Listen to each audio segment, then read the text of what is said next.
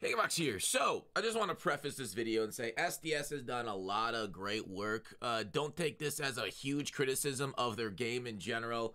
Some of it is from the feedback that we've given them, and they've responded. Whether that feedback's good or not, we'll discuss. I do want to talk about, though, ranked and the changes to it this season, the program, the cards, etc. And, if you want, my suggestions for improvements for ranked, either the overhaul of the program or just like tweaking some of the rewards, I did a video on that a while ago. I'll link it in the description. But let's talk about what happened over the weekend. I tweeted it out when they announced it, but I kind of wanted to give like a final video about it. So this ranked reward choice, this has changed from sellable to non-sellable, okay? We've seen the same change happen in other games. Now, there's been a lot of non-sellable rewards in LMW The Show history. It isn't anything new for them. It's just, in my opinion, unfortunate, right? That we're getting more of it, because I like ultimate team game modes a little bit, where you can help, have the flexibility to build your squad one way or the other. And I get it, this is very much a card collecting game, so you want to get a full binder. That makes sense to me. I get the arguments, they're there. I kind of want to present my arguments for why I don't like it, right? And, there are validity to everything, and we'll talk about their arguments and everything. So I just want to preface that. So the ranked program rewards, right? They made it a little longer. Well, we'll talk about a little in a little bit. They made it no sell. So you can do the ranked program through co-op, through regular ranked seasons, etc. to get one of the cards NAT. And they're pretty good cards, right? Nolan Ryan is always very hard to hit this year, especially since it'll be a little bit rarer. His price is now $270 to $330.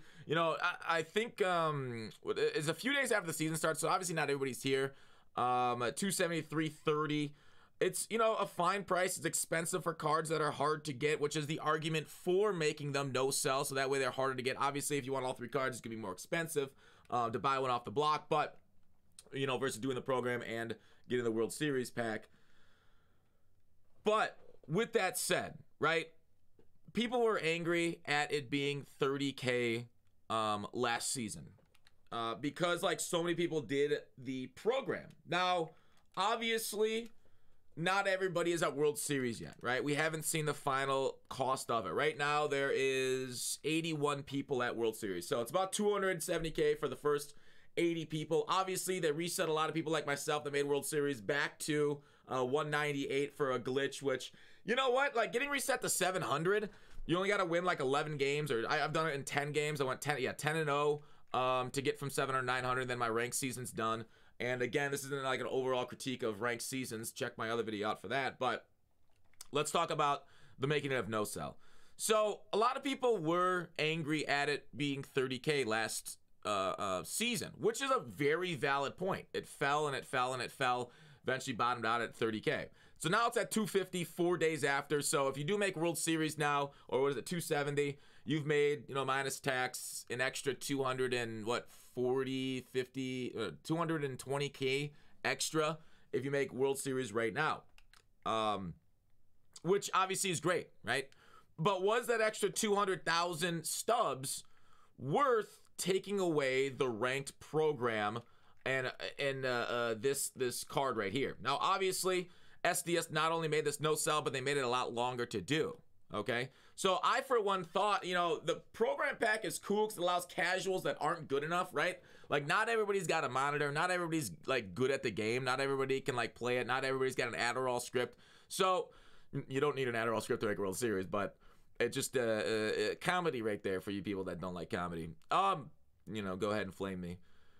The solo missions, right? They made it also longer. So not only they make it, you can't, sell the card, build your squad, and buy the, maybe live series if you want to complete it. You can't grind out this program very well. They also make it much longer, right? So if you look at, co-op missions, it's about the same amount. Actually, no, 50 co-op ranked innings is 10. 75 is 10. So co-op is a little different. You also don't get solo missions in co-op, so you don't get this one there.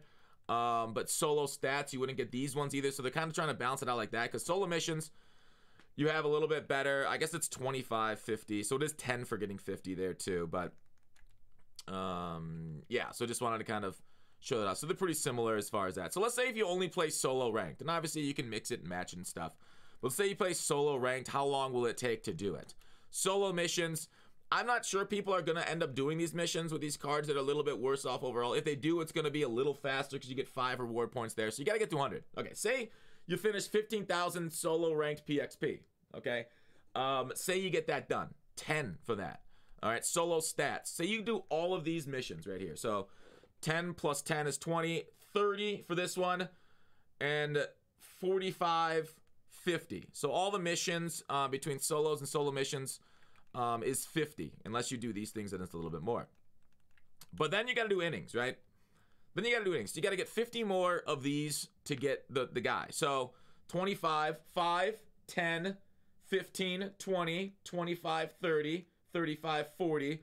So you got to play 250 solo ranked innings to get the mission done, to get all 100 points. 250 solo ranked innings will probably take you, I mean, 9 innings a game. A game is, what, 40 minutes to an hour, and sometimes people quit more, so it takes longer to get these ranked innings.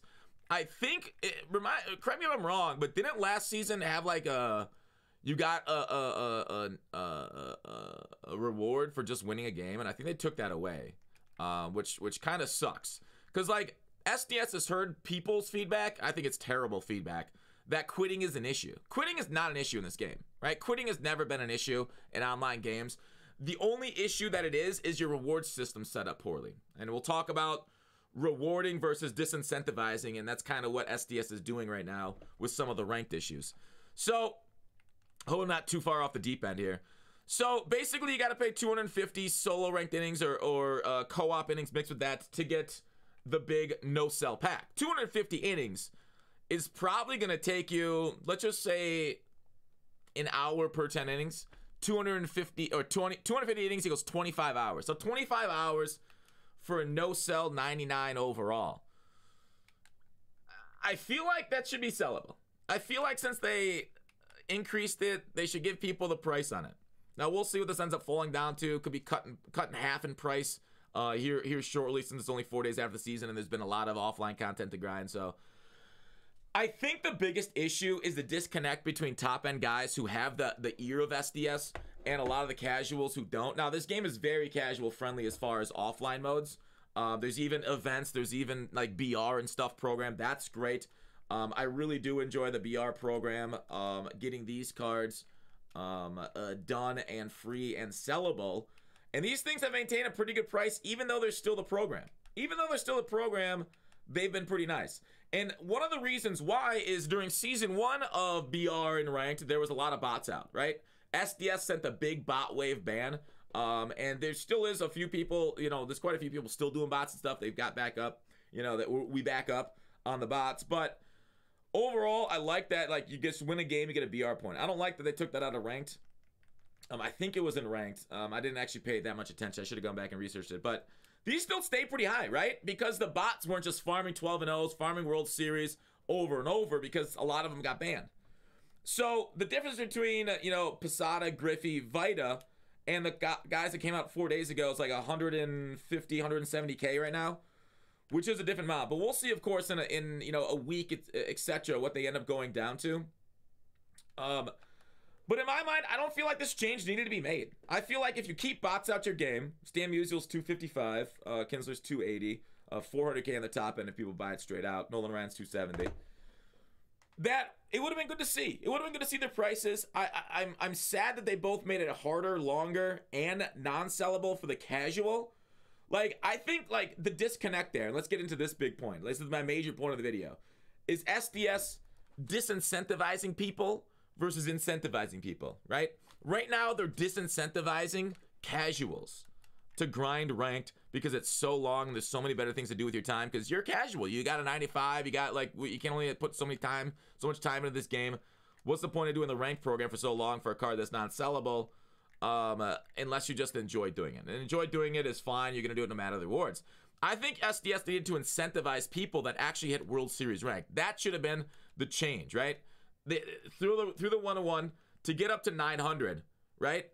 You should get some sort of bonus maybe at 1,000.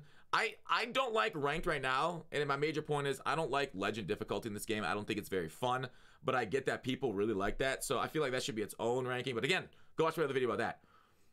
I think they needed to incentivize people more, maybe with a stub voucher here, right? World Series reward is these cards, some banners, and a big stub voucher. And I think that would have taken care of it, right? 200,000 stubs would have been a great thing. And then like every game after you hit like maybe 700, every win you get, or everyone after 900, get another like spin of the wheel, right? You can just add another wheel with different rewards between like, you know, upwards of a really good pack, or, you know, some another amount of stubs that they give us like they do on the other wheel, the XP wheel.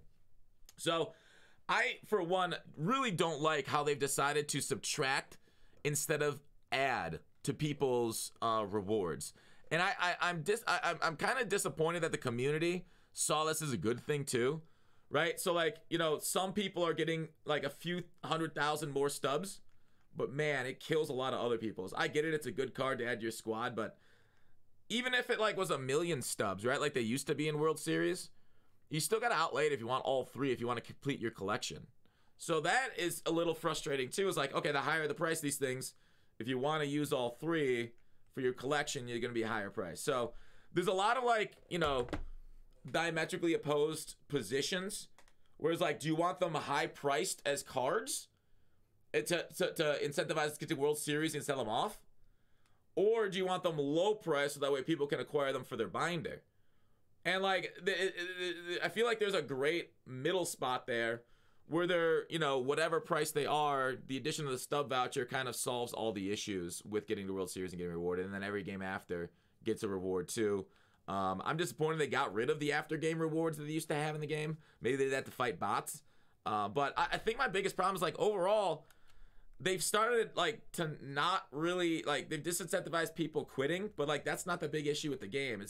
They don't incentivize people winning enough, right? Incentivize people to stay in games and win by giving rewards for that. But the thing is like, I hate when people are down like 15-0 and makes us play all 9 innings. That's just a waste of everybody's time. So it's a fine line. It's a hard thing to do for the game devs. I get it. In my opinion, something where you get a reward for winning at the in a ranked game is a good idea. Once you're past like a certain level, maybe once you're past 700, right? So that way you actually have to win. You can't just bot your way to 400 and then continue to play against bots. But like if they got bots, just ban them, right? If you design your game around stopping bots without the ban hammer as your tool, your game's gonna be bad. It's just sad it is. Like you can think about it, but like that's at the end point. So in my opinion, hopefully they go back to the way it was and you can get an auctionable card so that way, I prefer being able to build your own ultimate team versus being forced into it, but I really do like, you know, a lot of what MLB does. So take it as not a big criticism of SDS, just on the certain ranked criticism. Again, additive rewards instead of disincentivizing rewards. Like right now, there's a lot of co-op freeze-offs, right? And then you get a cooldown. Like the cooldown was there because they kept hurting about how bad quitting is in this game. Quitting is not an issue. Quitting is not an issue at all. The only issue is when people quit mid-home run. That's the stuff we hate. At that point, just give the batter up at plate a home run, right? Just give whoever's at plate when one guy quit, that next batter gets a home run and score it that way. Frustrating, dudes. Frustrating. But in the end, it's still the best, you know, ultimate team game mode as far as no money spent. So is this a huge, major game-breaking issue? No. It's just an issue I wanted to talk about. I don't like, because I saw, you know, Madden go the same path where everything started to be non-auctionable. And now it's kind of, you know, it's been in this game, but I wish it was a little bit better. I truly do. As far as our feedback for this. All right, that's it. Let me know what you guys thought in the comments are. The additive versus subtractive rewards that we've been getting. And I'll see you guys later.